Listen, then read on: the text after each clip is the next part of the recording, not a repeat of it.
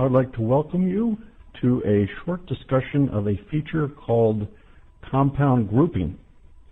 And basically, that feature allows you to display a set of compounds or subset of the compounds together.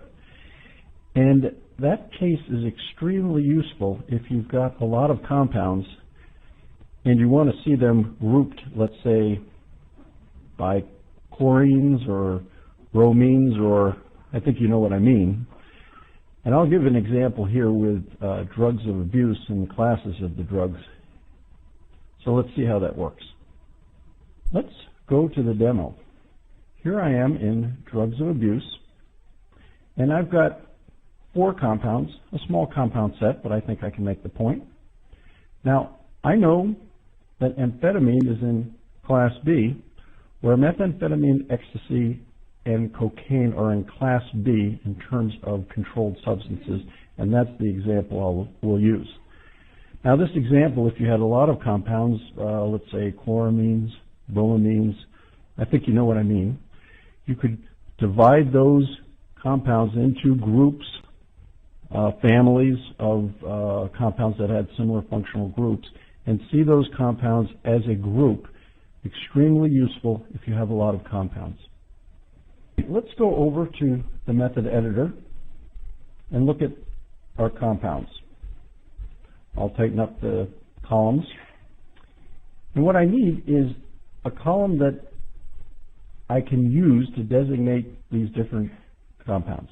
So I'm going to add the compound group column. There it is. I'm going to sort on type here. Now, as I mentioned, I know that amphetamine is class B and cocaine is class A. And I'm going to use a feature right here I'd like to demonstrate, which is called fill down, because I know the rest of the compounds fall into that same class A. So now I've got a designation for each target compound, and I will go back now and apply this method to the batch. Here we go. Back and reanalyze.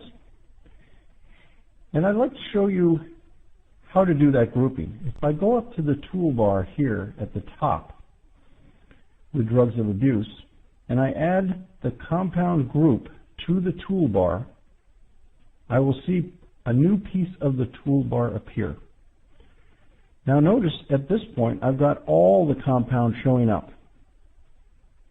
If I were to say, show me only the class A compounds, you'll notice that amphetamine is not there because, as pointed out previously, it's in class B. So using that technology, I think you can garner that if I had a lot of compounds and I wanted to see them as part of the compound group scenario, I could use this in batch at a glance and selectively see those subsets of compounds, zero in on that category as a group, analyze them, approve them, and then move on through the groups as I see fit. Very flexible feature, and I hope you enjoy it.